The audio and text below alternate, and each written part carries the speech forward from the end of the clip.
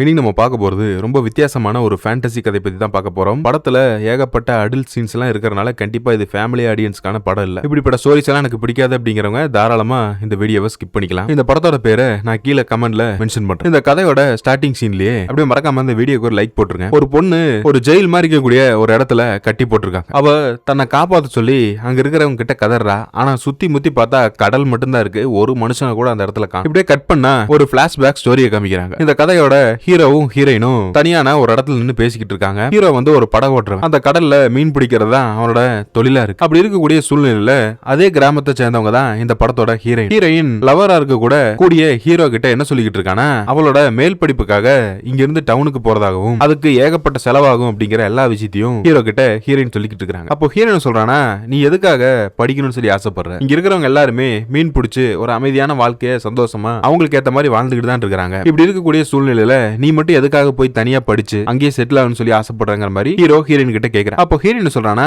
இல்ல கண்டிப்பா நான் எந்த அளவுக்கு போனாலும் உன்னை மறக்க மாட்டேன். நாம 2 பேரும் தான் கல்யாணம் பண்ணிப்போம். அது கண்டிப்பா நடக்கும். ஒருவேளை நான் படிப்புக்காக வேற நாட்டுக்கு போயிட்டா கூட உன்னை மறந்துடுவேன் அப்படிங்கறத நீ என்னைக்குமே நினைக்க கூடாது அப்படிங்கிற மாதிரிலாம் சொல்லி ஹீரோயின் ஹீரோ கிட்ட பேசிக்கிட்டு இருக்கிறான். அந்த அளவுக்கு இவங்களுக்குள்ள லவ் இருக்கிறதா இந்த படத்தை பாக்குற நம்மளும் நம்பிதான் ஆகணும், வேற வழி இல்லை. ஆனாலும் ஹீரோவுக்கு ஹீரோயின் மேல பெருசா நம்பிக்கை இல்லை. ஒருவேளை நாளைக்கு மேற்படிப்புக்காக ஹீரோயின் போன இடத்துல நிறைய பசங்க எல்லாம் இருப்பாங்க. அப்படிப்பட்ட சூழ்நிலையில அவ மனசு மாறி தன்னோட காதலை வேற ஒருத்தங்க கூட சேர்ந்து வாழவும் வாய்ப்பு இருக்கு. இது கண்டிப்பா அவனுக்கு ஒரு மிகப்பெரிய பிரச்சனையை ஃபியூச்சர்ல கொடுக்கலாம் அப்படிங்கிற மாதிரி சொல்லி ஹீரோ யோசிக்கிறான். பட் இருந்தாலும் ஹீரோயின் எப்படியோ பேசி ஹீரோ கிட்ட ஒரு சம்மதத்தை வாங்கிட்டா. இந்த பக்கம் கட் பண்ணா ஹீரோயின் அங்க படிப்புக்காக இங்க இருந்து டவுனுக்கு போறதுக்காக ரெடி ஆகிட்டு இருக்கா. அப்போ ஹீரோயினோட அப்பங்காரனுக்கு ஹீரோயின் போறதுல பெரிய அளவு விருப்பம் தான். ஏன்னா அவங்களோட வாழ்க்கையும் கொஞ்சம் மேம்படணும் அப்படின்னு சொல்லி அவர் நினைக்கிறாரு. ஆனா ஹீரோயினோட அம்மாவுக்கு சுத்தமா இது விருப்பமே இல்லை. அவங்க என்ன சொல்றாங்கன்னா, இங்க இருந்து டவுனுக்கு படிக்கணும்னு சொல்லி போன பல பேர் எப்படி வீணா போயிருக்காங்கன்னு சொல்லி என் கண்ணாலேயே நான் பாத்துருக்கேன். ஒழுக்கத்துக்கு மதிப்பே இல்லாத ஒரு இடம் தான் நீ போற இடம் அப்படிங்கிற மாதிரி எல்லாம் சொல்லி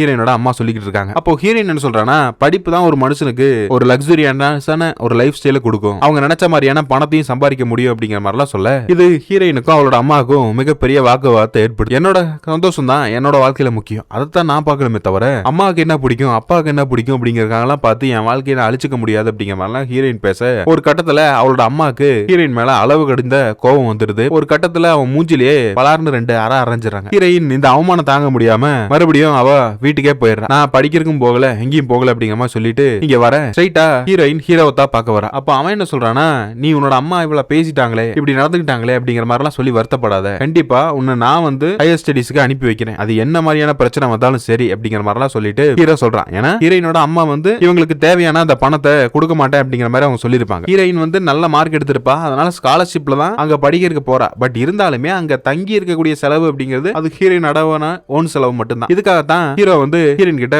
சில விஷயங்களா சொல்லிக்கிட்டு இருக்கான். அவன் ரொம்ப நாளா காசு சேர்த்து வச்சு ஒரு போட் ஒன்று வாங்கியிருப்பான். அந்த போட்டை உன்னோட படிப்புக்காக நான் வித்தரலான்னு சொல்லி முடிவு பண்ணிட்டேன் அப்படிங்கிற மாதிரி ஹீரோயின் கிட்ட சொல்ல இதை கேட்டதுமே ஹீரோயின் ரொம்ப சந்தோஷப்படுறா. இப்படி ஒரு காதலன் கிடைக்க நான் போன ஜென்மத்துல புண்ணியம் பண்ணிருக்கணும். அப்படி இல்லைன்னு சொன்னா எனக்கு இப்படிப்பட்ட ஒரு வாழ்க்கை அமைஞ்சிருக்காது. ஆனா நான் எப்படிப்பட்ட ஒரு நல்ல நிலைமைக்கு போனா கூட கண்டிப்பா நான் மறக்க மாட்டேன். இந்த நன்றியை என்னைக்குமே நான் நினைச்சிட்டு இருப்பேன் அப்படிங்கிற மாதிரிலாம் சொல்லி ஹீரோயின் ஹீரோ கிட்ட சொல்லிக்கிட்டு இருக்கிறேன். அப்போ ஹீரோயின் சொல்றானா, காதலர்களுக்குள்ள நன்றி எல்லாம் எதுக்கு, நாம தான் 2 பேரும் சேர்ந்து வாழ போறோம்ல, அதுக்கு இதுக்கும் எல்லாம் சரியா போயிடும் அப்படிங்கிற மாதிரி சொல்லி ஹீரோ ஹீரோயின் கிட்ட சொல்லிக்கிட்டு இருக்கிறான். இப்படியே சில நாட்களுக்கு அப்புறம் ஹீரோயின் இங்க இருந்து கிளம்ப வேண்டிய அந்த டைமும் வந்துடுச்சு. அவங்க அங்க இருந்து ரெடி ஆகி போட்ல போய்கிட்டு இருக்கா. ஹீரோ தான் கொண்டு போய் கடைசியா ஹீரோயினை சென்ட் ஆஃப் பண்ணிட்டு இங்க இருந்து அனுப்பி வைக்கிறான். மறக்காம நேரத்துக்கு சாப்பிடு, எப்பவுமே உன்னோட உடம்ப பாத்துக்கோ, அடிக்கடி எனக்கு போன் பண்ணு அப்படிங்கிற மாதிரிலாம் சொல்லி ஹீரோயினை ஹீரோ அனுப்பி வைக்க ஹீரோயின் பல கனவுகளோட இங்க இருந்து வெளியூருக்கு போறா. கொஞ்ச நாட்கள் ஆயிடுச்சு. ஹீரோ அவனோட வேலைய இப்ப டபுள் மடங்கா பாத்துக்கிட்டு இருக்கான். 8 மணி நேரம் உழைச்சதெல்லாம் போய் இப்ப 12 மணி நேரம் தான் காதலிக்காக சேர்த்து சம்பாதிக்கணுங்கிற ஒரு முனைப்போட உழைச்சுக்கிட்டு இருக்க. அப்போ ஹீரோவோட ஃப்ரெண்ட் ஒருத்தன் சொல்றானா,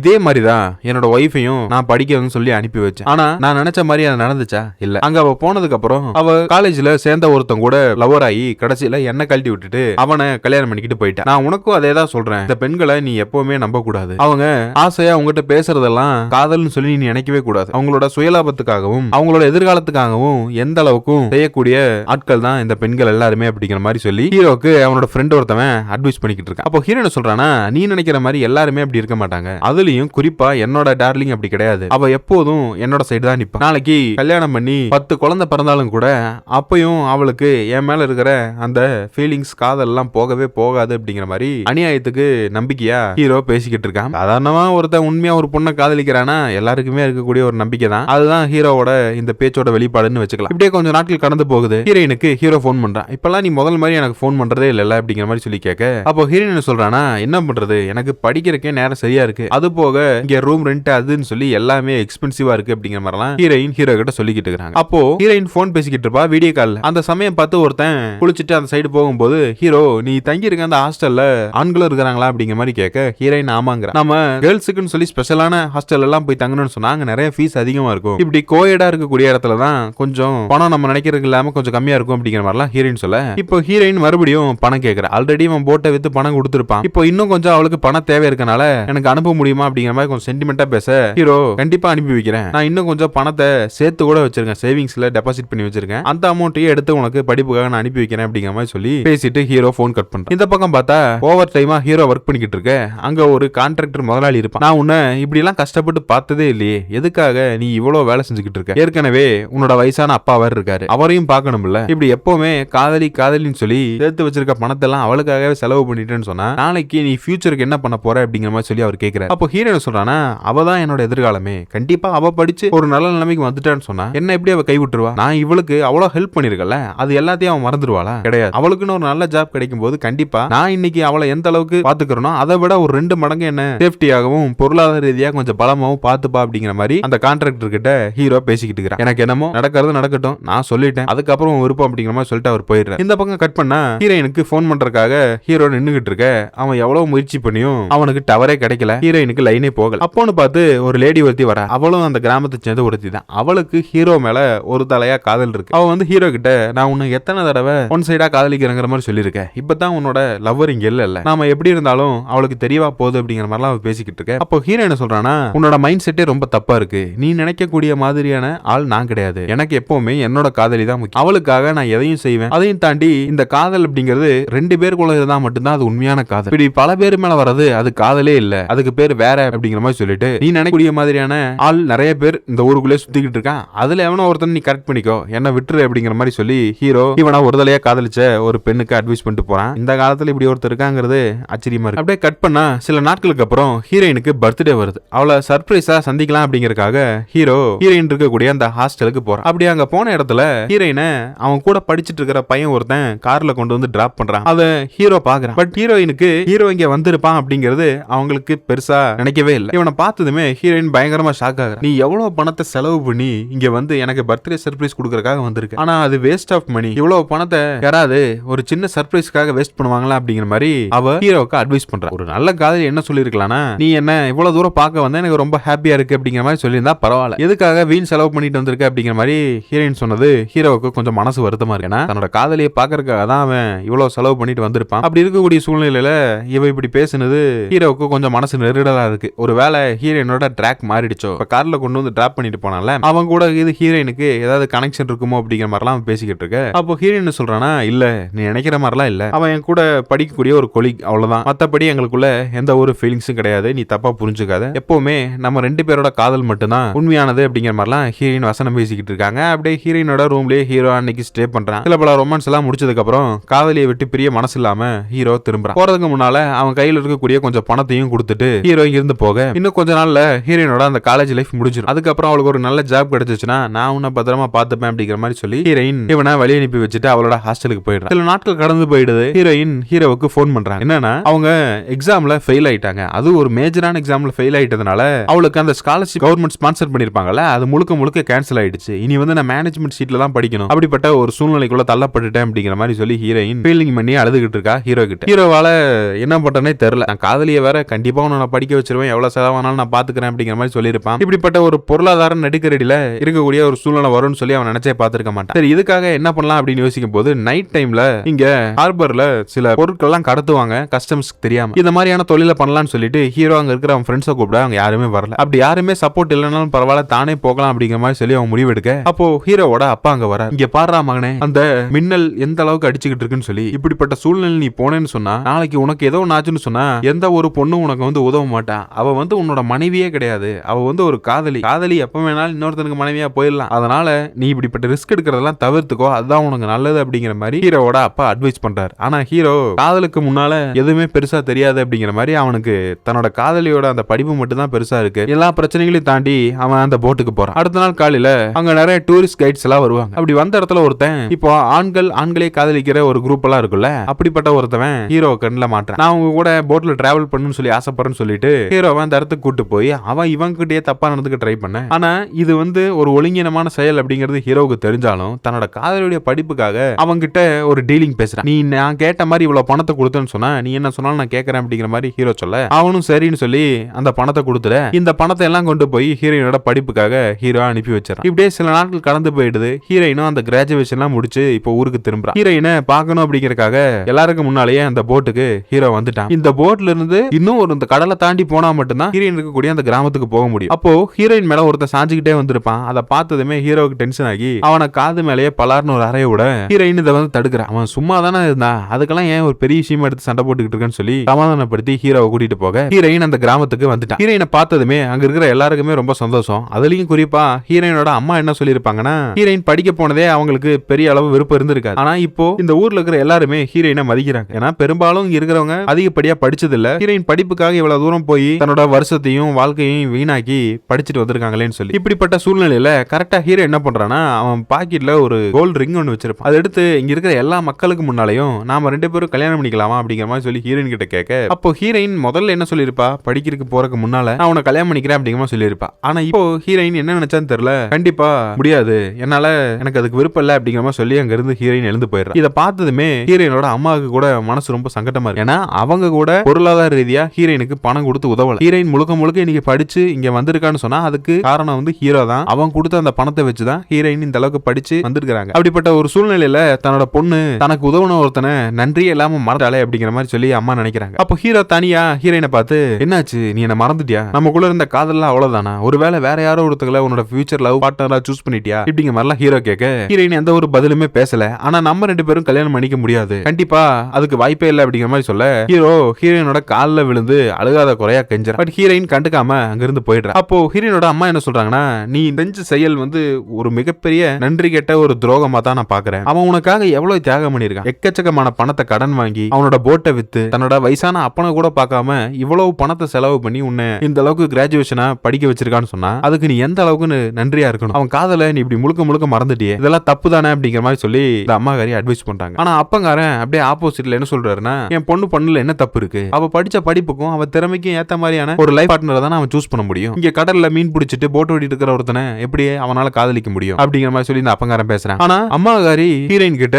நல்லதுதான் சொல்றாங்க, நீ அவனையே கல்யாணம் பண்ணிக்கோ, அதுதான் உனக்கு ஃபியூச்சருக்கு நல்லது அப்படிங்கிற மாதிரி சொல்ல. ஆனா ஹீரோயின் அதெல்லாம் கேட்கற மாதிரி சொல்லி எனக்கு தெரியல. இப்படியே சில நாட்கள் கடந்து போயிடுது. ஹீரோயின் இங்கதான் இருக்கிறா. அப்போ ஹீரோயின் ஹீரோ கிட்ட ஒரு விஷயத்த சொல்றாங்க, நான் அன்னைக்கு நடந்துகிட்டது ரொம்ப தப்பா இருக்கு, என்ன மன்னிச்சிரு அப்படிங்கிற மாதிரி சொல்லி கேட்டுட்டு இன்னொரு விஷயத்தையும் சொல்றான், என்னால கண்டிப்பா இந்த கிராமத்துல எல்லாம் வாழ முடியாது, நான் எங்க படிச்சனோ அங்கேயே ஒரு ஜாப தேடி செட்டில் ஆகலாங்கிற மாதிரி ஒரு முடிவு பண்ணிருக்கேன் அப்படிங்கிற மாதிரி சொல்லிட்டு ஒருவேளை நீ வேற யாராவது காதலிக்கிறியா அப்படிங்கிற மாதிரி சொல்லி கேட்க ஹீரோயின் மனசுக்குள்ள ஒரு தயக்கத்தோடைய பதில் பேசுற. அப்பவே தெரிஞ்சு போச்சு ஹீரோவுக்கு ஹீரோயின் வேற ஒருத்தனை கமிட் பண்ணிட்டான்னு சொல்லி. இந்த ஹீரோ கேரக்டரை அவ மனசுல இருந்து எப்பவோ அழிச்சிட்டா. இப்போ அவளோட வாழ்க்கை முழுக்க ஒரு லக்ஸுரியஸான ஒரு லைஃப் ஸ்டைலை நோக்கி தான் போகணும் அப்படிங்கிற மாதிரி அவங்க நினைச்சுக்கிட்டு இருக்காங்க. இப்படியே சில நாட்கள் கடந்து போயிடுச்சு. ஹீரோயினை பாக்குறதுக்காக ஒருத்தன் புதுசா வரான். அவன் யாரான்னு பார்த்தா அவன் வேற யாரும் இல்ல, ஹீரோயினோட லவர் தான். உட்கார்ந்ததுக்கு அப்புறம் ஹீரோயின் ரொம்ப நாள் ஆச்சு இன்னும் திரும்ப வரல, அதுக்காகத்தான் அவளை நான் இங்க கூட்டிட்டு போலாம் அப்படிங்கறக்காக வந்தேன் அப்படிங்கிற மாதிரி சொல்லி ஹீரோயினோட இப்ப லவர் சொல்ல. அப்போ ஹீரோயினோட அம்மா என்ன கேக்குறாங்கன்னா அவ ஆல்ரெடி ஒருத்தன் கூட கமிட்டடா இருந்தா உனக்கு தெரியுமா அப்படிங்கிற மாதிரி கேட்க எனக்கு தெரியும், அது உனக்கு பெரிய பிரச்சனையா தோணலையா அப்படிங்கிற மாதிரி சொல்லி அவங்க அம்மா கேக்குறாங்க. இதுல என்ன இருக்கு,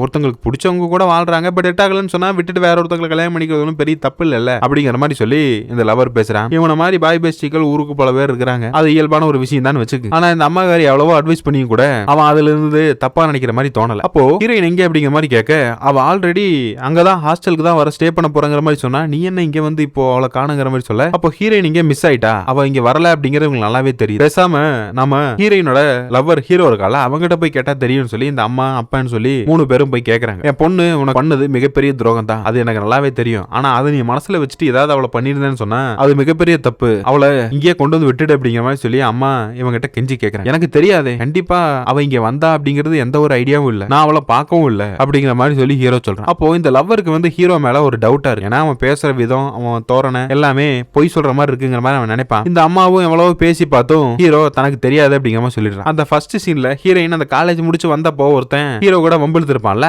அவன் தான் ஒரு வேளை ஹீரோயினை கடத்திருப்பானு சொல்லி ஹீரோ அவனை தேடி விரட்டி அடிச்சுக்கிட்டு இருக்கான். இப்படியே கொஞ்ச நாட்கள் கடந்ததுக்கு அப்புறம் ஹீரோயின் அந்த ஃபர்ஸ்ட் ஃபர்ஸ்ட் சீன்ல ஒரு இடத்துல கட்டி போட்டிருப்பாங்கல்ல, அதை கட்டி போட்டது வேற யாரும் இல்ல, ஹீரோ தான். அவளை கடல் கடந்து ஒரு இடத்துல கொண்டு போய் தனியா வச்சிருக்கான். அதுவும் சங்கிலி எல்லாம் போட்டு ஏதோ மனநல பாதிக்கப்பட்டவங்களை நம்ம வச்சிருந்தா எப்படி வச்சிருப்போம் அப்படி வச்சிருக்கான். ஹீரோயினுக்கு தேவையான அந்த சாப்பாடு தண்ணி எல்லாம் கொண்டு வர ஹீரோயின் இவங்கிட்ட ஒரு கேள்வி கேட்கறான். நீ என்ன பண்ண பிளான் பண்ணிக்கிட்டு இருக்க? உன்னை நான் காதலிக்கல அப்படிங்கிற சொன்ன ஒரே காரணத்துக்காக நீ இப்படி எல்லாம் பண்றது எந்த விதத்திலும் சரியில்லை அப்படிங்கிற மாதிரி சொல்லி ஹீரோயின் சொல்றாங்க. அப்போ ஹீரோயின் சொல்றானா, நான் உன்னோட காதலை மட்டும் தான் எதிர்பார்த்தேன், ஆனா நீ வந்து என்ன எப்ப மறந்துட்டியோ அதோடவே நம்மளோட 2 பேரோட காதலும் முடிஞ்சு போயிடும். அப்படி இருந்தும் கூட என்னால உன்னை மறக்கவோ வெறுக்கவோ முடியல அப்படிங்கிற மாதிரி சொல்லி ஹீரோ ஹீரோயின் கிட்ட வசனம் எல்லாம் பேசிக்கிட்டு இருக்கான். ஹீரோயினை எப்படி இந்த இடத்துக்கு கடத்திட்டு கொண்டு வந்தான் அப்படிங்கறத ஒரு பிளாஷ்பேக் ஸ்டோரியா நமக்கு காமிக்கிறாங்க. ஹீரோயின் இங்க இருந்து கிளம்பலாம் அப்படிங்கறதுக்காக பிளான் பண்ணிருப்பா. அப்போ ஹீரோயினோட லவரும் போட்டு ஓட்டுறவன் தானே, அவன் வந்து ஹீரோயினை டிராப் பண்றாங்கிற மாதிரி சொல்லியிருக்க.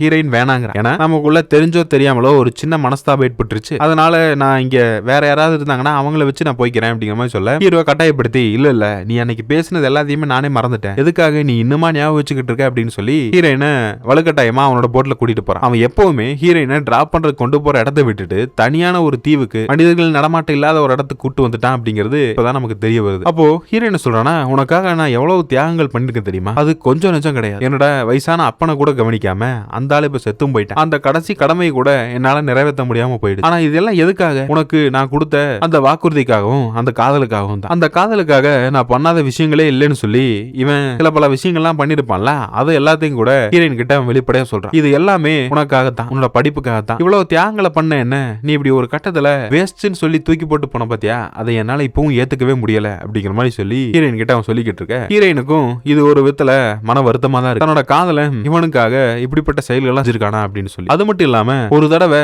இல்லீகலா சில பொருட்கள்லாம் கடத்திட்டு வரும்போது ஒரு போலீஸ் ஆபீசர் என்ன பிடிச்சிட்டு அவர்கிட்ட நான் அனுபவிச்ச டார்ச்சர் கொஞ்சம் நஞ்சம் இல்ல, என்ன சாகடிச்சிருவேன் அப்படிங்கிற மாதிரியான ஒரு மனநிலையில தான் அவன் இருந்தான். அப்ப அவன் காலில் விழுந்து கெஞ்சாத குறையா ஒரு சில விஷயங்கள்லாம் பண்ணி அதுக்கப்புறம் தான் நான் இன்னைக்கு உயிரோட இங்க வந்திருக்கேன். இது எல்லாமே எதுக்காக? என்னோட காதலி நீ நல்லா இருக்கணும் அப்படிங்கறக்காக தான், நாம 2 பேரும் சேர்ந்து வாழணும் அப்படிங்கறக்காக தான். ஆனா அந்த காதலே இல்லைங்க போது என்னோட வாழ்க்கையில வேற என்ன இருக்கு? வெறும் பெருமை மட்டும்தான் இருக்கு, அதை நீ புரிஞ்சுக்கோ, நீ மாறிடு அப்படிங்கிற மாதிரிலாம் ஹீரோயினுக்கு அட்வைஸ் பண்ணிக்கிறேன். ஒன்ஸ் ஹீரோயினோட மனசு மாறிடுச்சு, அவளுக்கு ஏத்த மாதிரி ஒருத்தனை சூஸ் பண்ணிக்கிறேன்னு சொல்லிட்டா, அல்லது மேபி அவளுக்கு இந்த லைஃப் ஸ்டைல் பிடிக்கல, இல்ல இவங்க கூட வாழ பிடிக்கல, ஏதோ ஒரு ரீசன், அதனால ஹீரோயின் மாறிட்டான்னு வச்சுக்கோங்களேன். ஹீரோ வந்து அவளை விட்டுறது தான் அவளுக்கு நல்லது அப்படிங்கறத விட அவனோட ஃபியூச்சருக்கு அதுதான் நல்லது. ஏன்னா விருப்பம் இல்லாத ஒருத்திய காதலிக்கிறதோ இல்ல அவ மேல நம்ம ஒரு ஃபீலிங்ஸ் வச்சுக்கிட்டு இருக்கிறதோ ஒரு வேஸ்ட் ஆஃப் டைம் தான். அதுதான் ஹீரோயின் பண்ணிருக்க வேண்டிய ஒரு முடிவு. ஆனா அவனோட மனநலம் முழுக்க முழுக்க மாறிடுச்சு. இப்போ ஹீரோயின் என்ன சொல்றானா, புரியுது நீ எனக்காக எவ்வளவு கஷ்டப்பட்டிருக்க, ஆனா தெரிஞ்சோ தெரியாமலோ நம்ம மேல இருந்த ஒரு காதல் வந்து வெளியே, அத என்னால மறந்துட்டேன் அப்படிங்கிற மாதிரி சொல்லிட்டு